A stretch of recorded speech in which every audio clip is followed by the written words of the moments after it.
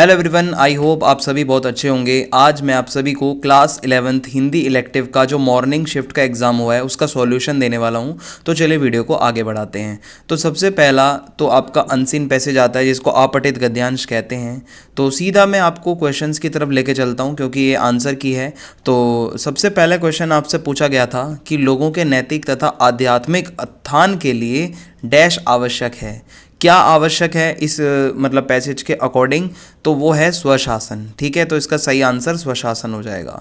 दूसरा है, आपसे पूछा गया था कि कथन ए और कथन आर आपको ध्यानपूर्वक पढ़ने हैं, फिर उसके बाद आपको इनका आंसर देना है जो ऑप्शंस में दिया होगा। तो कथन ए क्या कहता है कि कोई भी गुलाम देश पतंजलि, बुद्ध अथवा वाल्मीकि जैसी विभूतियाँ नहीं दे सकता।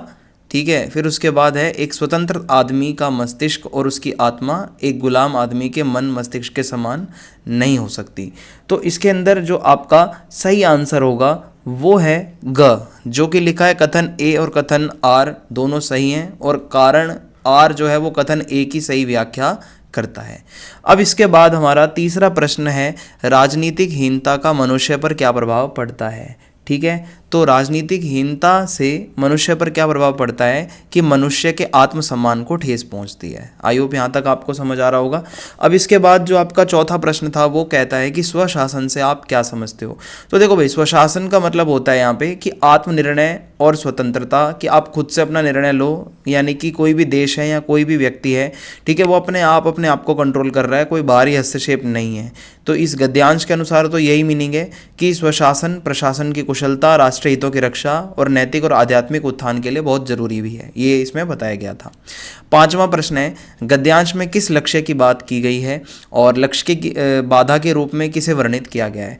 तो इस गद्यांश के अंदर ये बताया गया है कि मानवता के आध्यात्मिक गुरु बनने का लक्ष्य है और यह लक्ष्य तब तक भाई आपका प्राप्त नहीं किया जा सकता जब तक लोग खुद जागरूक नहीं होते, स्वतंत्र नहीं होते, आत्मनिर्भर नहीं होते। तो लक्ष्य की बाधा के रूप में यही बताया गया है कि राजनीतिक अधीनता, आप अगर किसी और के अधीन हो तो आप कभी भी आगे नहीं बढ़ पाओगे। फिर उसके बाद छठा प्रश्न है, गद्यांश में आए महापुरुषों के नाम के साथ विश्व में उनकी प्रसिद्धि का आधार बताओ। तो इस गद्यांश के अंदर कुछ महापुरुषों के नाम आए हैं, जैसे पतंजलि जी हैं जो कि योग वगैरह के लिए फेमस थे और व्याकरण के लिए फेमस थे। गौतम बुद्ध का नाम आया था जो कि बौद्ध धर्म के प्रवर्तक थे, आपको पता होगा। और फिर है महर्षि वाल्मीकि का नाम आया है जो कि संस्कृत महाकाव्य रामायण के रचयिता हैं। और ठीक है, तो ये दो तीन नाम आए थे। सातवां प्रश्न है यहाँ पे, एक स्वतंत्र आदमी का मस्तिष्क और उसकी आत्मा एक गुलाम आदमी के मन मस्तिष्क के समान नहीं हो सकती, ये लाइन आई थी। क्या आप इस कथन से सहमत हो। तो भाई देखो, पूरी तरीके से हम इस कथन से सहमत हैं, क्योंकि देखो स्वतंत्रता से क्या होता है, आपका आत्मसम्मान बढ़ता है। अगर व्यक्ति स्वतंत्र होगा, आज़ाद होगा तो अपनी आप निर्णय ले पाओगे, ठीक है, जबकि गुलामी में आपका आत्मसम्मान नहीं होता। इसके अलावा स्वतंत्र व्यक्ति भाई अपनी क्षमताओं का पूरा यूज़ कर सकता है ना, जो वो करना चाहे, लेकिन गुलाम तो कभी नहीं कर पाएगा। इसके अलावा गुलामी में रहने वाले देशों ने महान दार्शनिक, वैज्ञानिक या साहित्यकार नहीं दिए, जबकि स्वतंत्र देशों ने ही हमेशा बड़े बड़े महापुरुषों को जन्म दिया है। अब इसके बाद दूसरा वाला जो आपका कविता का पढ़कर जो आपको आंसर देना था वो आई होप आपने कर लिया होगा। इसमें हम टाइम ना वेस्ट करते हुए अब सीधा आगे बढ़ते हैं। मैं वैसे तो अनसीन पैसेज भी नहीं सॉल्व करवाता आपको, बट मैंने करवा दिया। अब सीधा मैं आपको खंड ख की तरफ लेकर चलता हूँ। तो खंड ख जो है ये हमारा अभिव्यक्ति माध्यम के आधार पर यहाँ से प्रश्न पूछे गए थे हमसे। तो सबसे पहला प्रश्न ये था कि भारत में अखबारी पत्रकारिता का प्रारंभ किस समाचार पत्र से हुआ। तो देखो, इसका प्रारंभ हमारा जेम्स ऑगस्ट हिक्की ने जो बंगाल गजट, ठीक है, जो निकाली थी कोलकाता से, तो वहाँ से ही भारत में अखबारी पत्रकारिता का शुरुआत या उसकी प्रारंभ वहीं से होती है। दूसरा है, वैकल्पिक पत्रकारिता से आप क्या समझते हो। तो भाई वैकल्पिक पत्रकारिता क्या होती है, इसके लिए जो है आपको पता होगा कि कुछ एडिशनल कुछ टॉपिक्स पे आप लिख रहे हो जो मेनली मेन स्ट्रीम मीडिया जिस चीज़ को कवर नहीं करता, बट आप फिर भी अगर उसके ऊपर कुछ ऐसा लिखते हो तो वो वैकल्पिक में ही आ जाता है, ऑप्शनल भी कहते हैं इसको, जर्नलिज्म। तीसरा जो यहाँ पे प्रश्न है वो हमसे ये पूछ रहा है कि पत्रकारिता की साख बनाए रखने के लिए संपादन के कौन से सिद्धांतों का पालन आवश्यक है। तो संपादन के कुछ सिद्धांत है, जैसे निष्पक्षता है, ठीक है, निष्पक्षता में क्या होता है कि आपको पक्षपात नहीं करना चाहिए। और दूसरा है तथ्यों की शुद्धता, यानी कि आप जो भी फैक्ट ला रहे हो वो सही हो, यानी कि फेक न्यूज़ ना हो, गलत ना हो। तीसरा था वस्तुपरकता, जिसमें भाई आप अपनी राय दूर रखो, अपनी खुद की राय नहीं दोगे। आप जब भी जर्नलिज्म करते हो तो जो जैसा हुआ है वैसा ही आपको दिखाना है। इसके अलावा संतुलन, कि आप जब भी न्यूज़ वगैरह के लिए काम कर रहे हो, अगर पत्रकारिता कर रहे हो तो आप उसमें हमेशा संतुलन बनाओ। आप ऐसा ना है एक पक्ष को ज़्यादा अच्छा बता रहे हो, दूसरे को गलत। फिर है जो आपका स्रोत है, जहाँ से भी आपको खबर मिल रही है वो सही होना चाहिए। ठीक है, आगे बढ़ते हैं। तो ये चौथा प्रश्न है, निम्नलिखित 3 विषयों में से किसी एक विषय पर 120 शब्दों में दृश्य लेखन करना है। सबसे पहला था विद्यालय में आयोजित खेल दिवस। भाई ये तो बहुत इजी टॉपिक है, आई होप आपने बना के लिख दिया होगा इसको बहुत अच्छे से। तो अब हम अगले प्रश्न की तरफ चलते हैं। 5वां प्रश्न है, निम्न विषय में से किसी एक विषय पर 100 शब्दों में पत्र या आवेदन पत्र लिखें। तो इसमें आया हुआ है कि आपके क्षेत्र में पार्क के असामाजिक तत्वों का जमावड़ा लगा रहता है। भाई बहुत ईजी है, ठीक है, कोई इसमें मुश्किल नहीं है, इतना ईजी टॉपिक है। दिल्ली शिक्षा विभाग में अनुवादक का पद रिक्त है, तो ये भाई आपका जॉब एप्लीकेशन है, ये भी आपने कर दिया होगा। फिर उसके बाद 6ठा प्रश्न था कि आपके क्षेत्र में आयोजित योग शिविर पर एक प्रतिवेदन तैयार कीजिए, रिपोर्ट लिखनी है। तो इतना मुश्किल है नहीं, आई गेस आपने मेरी ग्रामर की वीडियो देखी है तो आपने आसानी से इसको लिख दिया होगा। 7वां प्रश्न क्या कहता है कि आपको बताना है एनी फ्रैंक की डायरी के बारे में आप क्या जानते हो। तो देखो, एनी फ्रैंक की डायरी ना एक आत्मकथात्मक रचना थी जो कि उसने द्वितीय विश्व युद्ध के दौरान लिखी थी, सेकेंड वर्ल्ड वॉर के टाइम। और ये जो डायरी है यहूदी लड़की की भावनाओं को बताती है कि किस तरीके से उन्होंने अत्याचारों को सहा और वो किस तरीके से मतलब बचने के लिए नीदरलैंड में एक गुप्त जगह पर छुपे हुए थे। और धीरे धीरे जब उनका ठिकाना उनको पता चला दूसरे उनके दुश्मनों को, तो उनको बहुत यातनाओं का सामना करने के लिए भेज दिया गया, जहां उसकी मृत्यु भी हो गई। तो ये थोड़ा बेसिक सा था। और दूसरा है पटकथा लेखन में तकनीक का प्रयोग किस प्रकार से किया जाता है। तो देखो, पटकथा लेखन जब किया जाता है तो इसमें टेक्नोलॉजी का बहुत ज़्यादा रोल होता है। एक तो आप बहुत सारे कंप्यूटर के सॉफ्टवेयर्स का यूज़ करते हो, दूसरा क्या है कि आप फिल्मों में कुछ ऐसे ऐसे सीन होते हैं जो हमें लगता है कि स्टंट वगैरह असली में हो रहे हैं, बट वो VFX इफेक्ट होते हैं, तो VFX वगैरह यूज़ होता है। ठीक है, इसके अलावा AI का भी आजकल यूज़ होने लगा है बहुत जगह पे। ठीक है, जैसे कि मान लो कि मतलब AI आपको डायलॉग वगैरह लिख के दे देगा, या बहुत सारी चीज़ें होती हैं, आइडियाज़ दे देगा। तो ये कुछ टेक्नोलॉजी के यूज़ आप लिख सकते थे। फिर उसके बाद अगला प्रश्न है यहाँ पे हमारा कि आपको एक काव्यांश दिया गया था और इसमें इसको पढ़ के आपको MCQs के आंसर देने हैं। तो जाग तुझको दूर जाना कविता थी। MCQ में सबसे पहला प्रश्न जो आपसे पूछा गया था वो था कविता में किसका आवाहन किया गया है। तो इस कविता में देशवासियों का आवाहन किया गया है। जाग तुझको दूर जाना यानी कि देशवासियों के लिए ये कविता लिखी जा रही है। फिर दूसरा प्रश्न है मोम के बंधन से कवि का क्या अभिप्राय है। मोम का बंधन यानी कि परिवार का मोह, ठीक है, मोम के बंधन। फिर उसके बाद तीसरा प्रश्न है कविता की पंक्तियों में कौन सा भाव नहीं है। जो ये कविता है उसमें कौन सा भाव नहीं है। आगे बढ़ने का तो है, कर्तव्य पथ पर अग्रसर होने का है, अपनी राह से ना भटकने का, या मार्ग से विचलित होने का। तो भाई देखो, इसमें ये भी सही है, ये भी सही है, ये भी सही है, बट अपने मार्ग से विचलित होना ऐसा नहीं बताया गया इस कविता में, तो ग सही हो जाएगा इसका। फिर उसके बाद यहाँ पे जो हमारा चौथा प्रश्न है वो हमसे ये कहता है कि विश्व का क्रंदन किसका प्रतीक बनकर आया है। ठीक है, विश्व का क्रंदन बनकर आया है भारत की परतंत्रता का प्रतीक, तो घ सही हो जाएगा। फिर पांचवा प्रश्न है कविता का प्रमुख स्वर कैसा है। तो कविता का स्वर है प्रेरणा और जागरण, यानी कि लोगों को प्रेरणा देना और जागरूक करना। अब यहाँ पे नौवां प्रश्न है कि नहीं, 2 प्रश्नों का उत्तर देना है। तो मैं आपको एक तो ये मुरली वाला बता देता हूँ कि मुरली के प्रति गोपियों का भाव क्या था। तो मुरली के प्रति गोपियों का भाव ईर्ष्या वाला था कि वो ऐसा मानती थी कि मुरली तो उनके प्रियतम श्री कृष्ण के बहुत पास रहती है, हमेशा उनके अधरों से उनके होठों से लगी रहती है, और मतलब एक तरीके से हमसे ज़्यादा क्लोज तो जो मुरली रहती है। इसी कारण वे मुरली को बहुत सौभाग्यशाली मानती हैं कि भाई जो मतलब एक ईर्ष्या भाव प्रकट हुआ है, जो आपको इसमें बताना था, जलन प्रकट हुई है।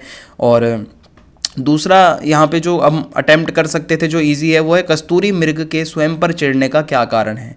तो होता क्या है, देखो कस्तूरी मृग एक हिरण होता है एक तरीके का, उसके शरीर में से ना बहुत सुगंधित सी एक खुशबू आती है, लेकिन वो इस सुगंध को पहचान नहीं पाता इसका स्रोत क्या है, कहाँ से वो खुशबू आ रही है। तो ऐसे में वो उसको इधर उधर ढूंढने लगता है। तो इससे पता चलता है कि वो कितना अज्ञानी है, उसको नहीं पता कि वो अपनी ही फ्रेगनेंस को नहीं पहचान पा रहा कि वो उसके अंदर ही फ्रेगनेंस थी। इसके बाद काव्यांश की साप्रसंग व्याख्या करने के लिए आपको कहा गया था। तो इसमें संध्या के बाद कविता से ये काव्यांश आया था कि भूले गए लाला अपनी सुधि से लेकर ओ असफल जीवन का उत्पीड़न। तो अगर आप इसको एक्सप्लेन करते तो आप बता सकते थे कि भाई जब शाम होती है तो रात बढ़ने लगती है, सारी बस्ती के लोग और हर कोई भाई अपने मकान घर अंधकार, मतलब घर जो है अंधकार में डूब जाते हैं, हर जगह भाई मतलब अंधेरा ही अंधेरा हो जाता है। यहाँ तक कि जो लाला है, गाँव का बनिया है, वो भाई सब भूल जाता है, अपना मूलधन, अपना ब्याज, किससे क्या लेना है, वो मतलब एकदम अंधेरा अंधेरा हो जाता है ना।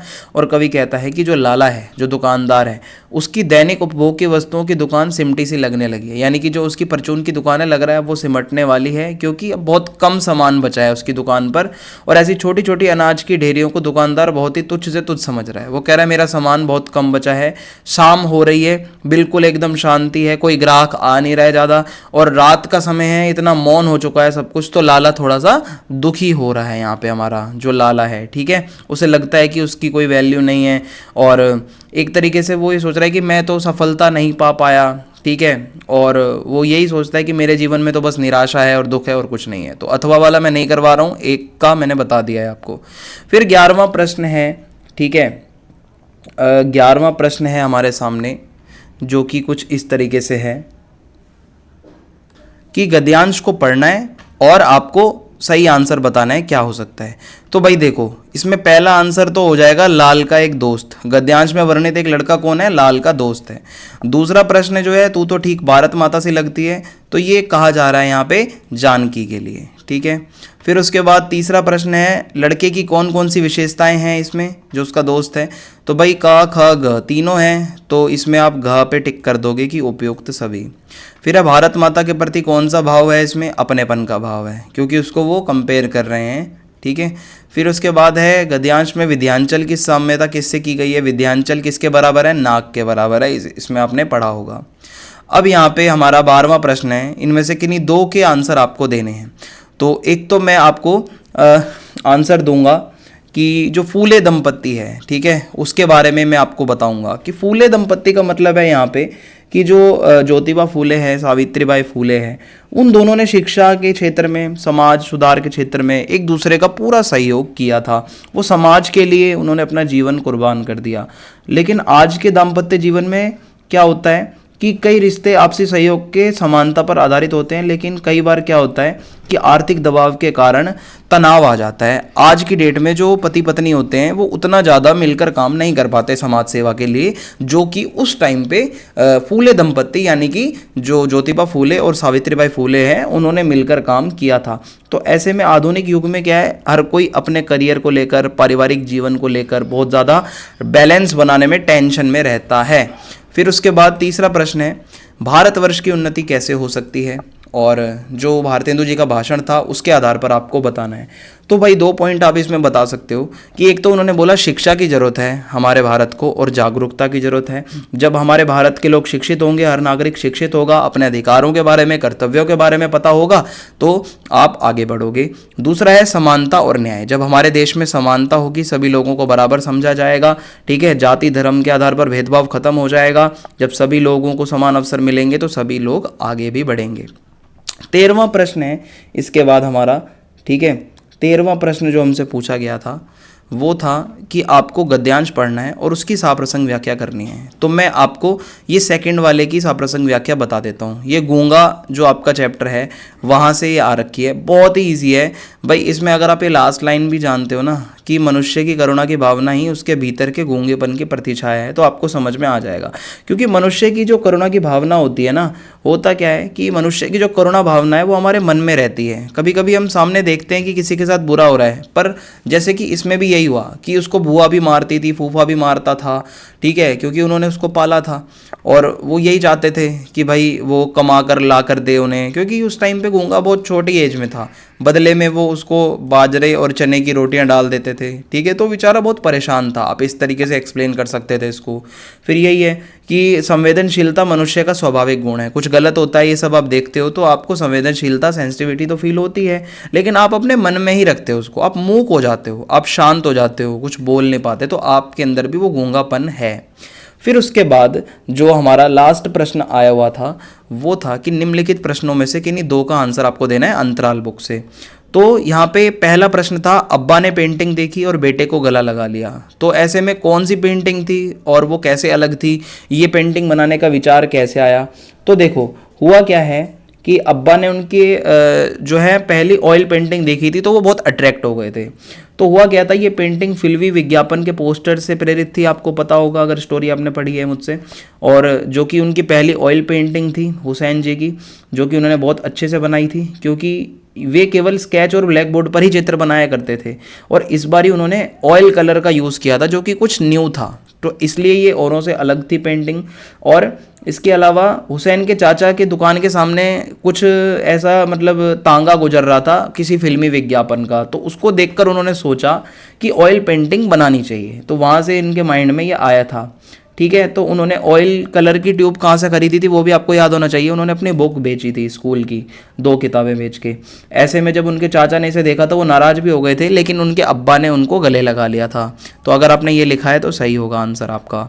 दूसरा प्रश्न है, शरद को अपने जीवन में अनेक अनुभव हुए, क्या इन अनुभवों का उनके कहानीकार बनने में कोई योगदान रहा? तो देखो ये भी आवारा मसीहा चैप्टर से है। तो इसमें बताया जाता है कि जो शरद थे उनके जीवन में उन्होंने बहुत सारी चीज़ों का एक्सपीरियंस लिया था। उनके बचपन और जीवन में बहुत सी कठिनाइयाँ आई थी जो कि कहीं ना कहीं उनको एक अच्छे कहानीकार बनने में आगे उन्होंने उससे कोई सीख ली। जैसे शरद के जीवन के अनुभव और कहानी लेखन में योगदान और उनके सामाजिक परिस्थितियों का बहुत बड़ा योगदान रहा है। वो बहुत गरीबी में पले बड़े थे, बचपन में उनके पिता की डेथ हो गई थी जिससे सारी जिम्मेदारियाँ उनके ऊपर आ गई थी। तो कहीं ना कहीं जब वो लेखन करते हैं अब आज की डेट में, तो वो वंचित लोग जो गरीब लोग हैं उनके बारे में और अच्छे से लिख पाते हैं, रियलिटी के साथ बता पाते हैं। इसके अलावा भाई समाज की जो कड़वी सच्चाई है और लोगों के जीवन का जो चित्रण है वो कहीं ना कहीं वो जब लिखते हैं ना तो अपनी लाइफ से उसको वो जोड़ पाते हैं, क्योंकि उन्होंने उस चीज़ को भेदभाव वगैरह को बहुत निकट से देखा है, बहुत पास से देखा है। और उन्होंने भाई कहानी लिखने की जो प्रेरणा थी उनको वो कहाँ से मिली? हुआ क्या कि शरद के जीवन के अनुभव ही उनके साहित्य का स्रोत हैं। जो एक्सपीरियंस उन्होंने किया वहीं से ही उनको मोटिवेशन मिला कि भाई हाँ कि उनको वो अपनी कहानियों में लिखेंगे जो लोगों की समस्याएं हैं। इसके अलावा बचपन में ही वो जब कहानियाँ पढ़ते थे तो कहानियों से अट्रैक्ट हो जाते थे। उनके परिवार के जो बुजुर्ग हैं और जो गाँव के लोग हैं वो उनको कहानियाँ सुनाया करते थे, तो एक तरीके से वहाँ से वो कल्पनाशील हो गए थे, अपने बैठे बैठे मन में कहानियाँ बनाते रहते थे। तो इस तरीके से उन्होंने अपनी भावनाओं को, अपने विचारों को, अपने जीवन के अनुभवों को सभी के सामने पेश करने के लिए कहानी का रास्ता चुना, कहानी के माध्यम से। तो ये था आज का पेपर। कमेंट बॉक्स में आप जाके बता देना कि आपको पेपर इजी लगा। जय हिंद, जय भारत।